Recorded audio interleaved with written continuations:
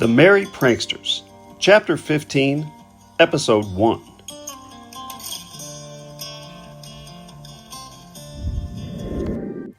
With only a few measly Tylenol 3s left in the Tic Tac case, getting through a long day of classes feels like a Herculean task. My first class is about the few terrifying times the U.S. was moments away from a civilization-ending nuclear holocaust with Russia. I'm sure they have their own version of history, but calling them the craziest white people on the planet is not hyperbole.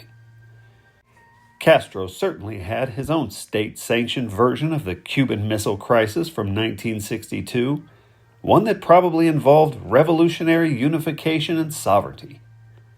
Our version, however, tells a tale of a charismatic young Kennedy, or Jack, as Bev affectionately refers to him, as sending peacekeeping planes over Cuba to spread democracy when they noticed stockpiles of missiles tattooed with the hammer and sickle just miles off the coast of Florida. Things got tense when one of our spy planes was shot down and the pilot was killed. Red lines were crossed while accusations of espionage and stockpiled weapons were tossed around. Now, whether you're angry at the illegal missiles or the illegal spies who found them, students in both countries were told that ducking under their school desks would protect them from the annihilating nuclear fallout. Bev skipped a couple of decades without mentioning the bit about the CIA murdering her dear Jack in broad daylight on national television to the day Reagan was shot, then on to the false alarm of '83 where a Russian colonel disobeyed the order to detonate the nukes. It was cold that day in Moscow. Dark snowflakes filled the gray sky like fluttering ashes. His name was Stanislav Petrov, and I wonder if he ever thought the day would come he'd actually have to press go, or however you say go in Russian, until that day finally came.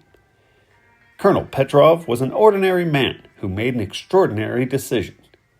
He was also a man who most likely went home that night and drowned himself in a bathtub full of vodka. That's how I felt last night, after things fell in from the top. After shoving me against the wall of my bedroom, the fetching young Lolita wore a Cinderella smile on her sultry face. With an unbreakable gaze, the light glistening from her dark, rolling shoulders as she approached me like a tiger. Tasting the passion on her tongue as she shoved it deep in my mouth, the woman laughed maniacally as she slipped out of her vanilla romper and crawled towards me on all fours. Looking up at me with those round anime eyes and a mischievous look on her face, Loli was not asking for permission when she yanked my trousers down by the golden buckle, leaving me exposed and vulnerable. "What do you want me to do with it?" she asked, stroking the full length across her face and mouth like a blind man learning its every feature. It was only after she started massaging my cock with both hands that I noticed the purple bubble letters written on her left hand. I tried to ignore it, focusing on the string of saliva that connected her mouth to my member, but something about the way she dotted her eyes with cute heart shapes would not allow me to go any further. Buckling my Harley buckle, I poured us both a tall glass of Vavoom and assured her that everything was going to be all right. I think by the time she lost consciousness, she at least believed that I believed it was true. I woke Lolita at dawn, kissed her on the forehead, and called her a cab. As I stood there on the haunted sidewalk, watching the taxi drive away, Loli turned around from the back seat with the face of a porcelain doll. As if watching time moving backwards, she slowly moved her hand from left to right before folding it shut, like she was reaching out to grab a dream that was slipping through her fingers. Neither of us could find a smile to share. My final class was with Dr. Gooding, a nerdy-looking Orthodox Jew in his mid-30s who was discussing schizophrenia as not just a mental condition, but also a genetic one. Dr. Gooding explained that if you have a twin sibling with schizophrenia, there's about a 50% chance of having it yourself. Those odds gave my nature a fighting chance against the dreaded nurture. But then he dropped the hammer, explaining that a traumatic childhood event could also cause the mind to warp and split.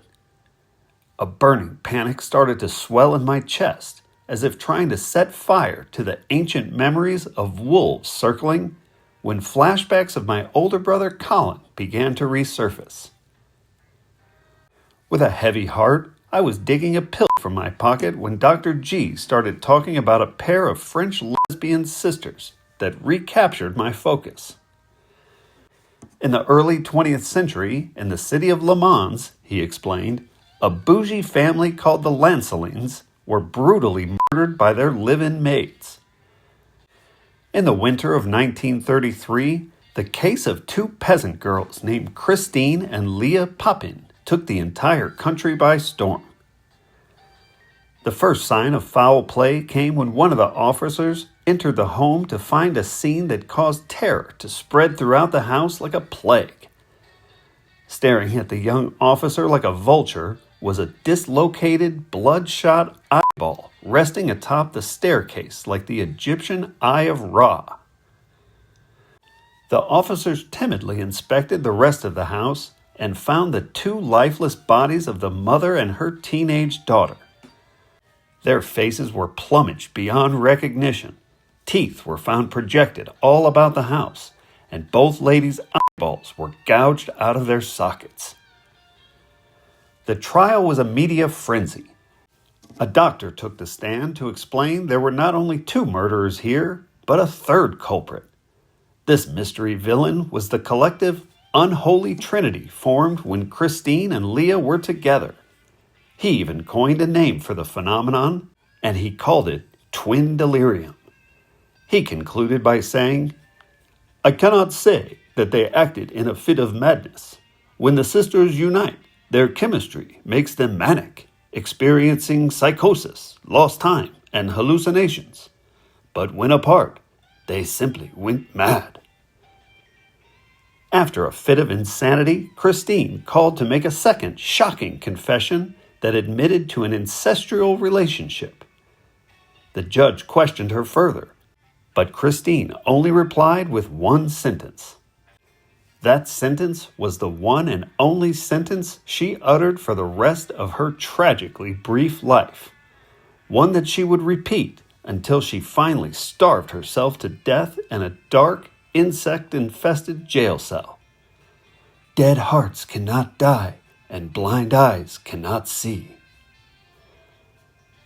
Twin delirium. Dana, with the pink Phi Kappa Gamma shirt, laughs as she exits the room with the rest of the class. That sounds like a stripper's name for her fake tits. I'm putting my notebook in my brown leather shoulder bag when suddenly a flood of memories comes scrambling to the surface like hungry fish in a koi pond. I stumble into an empty biology classroom, collapsing into one of the desks as what appears to be an old home movie vividly plays out in my mind of the tiny one-bedroom house I grew up in. The smell of burnt hot dogs cooked in a frying pan and generations of sadness fill the earthly colored retro home so strongly that I'm gagging. The doors hang loosely from their hinges from the constant slamming, and the air is so thick with lingering cigarette smoke it feels like I never even burnt it down. The camera is pointed at Colin as he begs our father not to leave. As I stand weeping, hiding behind our poor mother with my arms hugging her leg, she leans against the solid oak doorframe holding back her anger. His heels dug in the brown shag carpeting, tugging on the handle of Dad's Griggs leather suitcase, my older brother pleads with him not to walk out that door. Black static fills the screen and the projector hums until the familiar sound of an engine can be heard revving. There's a shitty old Thunderbird packed full of teenage boys speeding down a city street.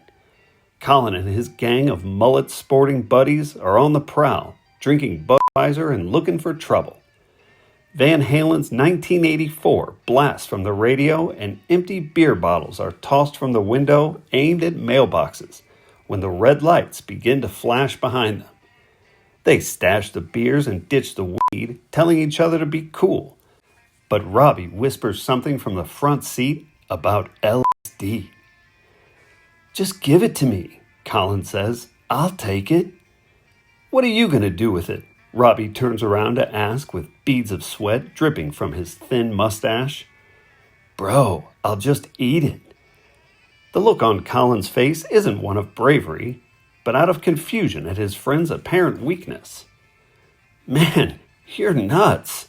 Robbie tries to force a light smile, but when he senses Colin's sincerity, he drops the usual macho pretense and straightens his inked-up jean jacket to say, "Dude, you can't eat a whole sheet of acid. That's 100 hits. You'll go f***ing batshit crazy." "Hey man, relax," Colin says, holding his hand down low as the officer steps out of the patrol car. "Don't worry," he whispers. "I've done worse."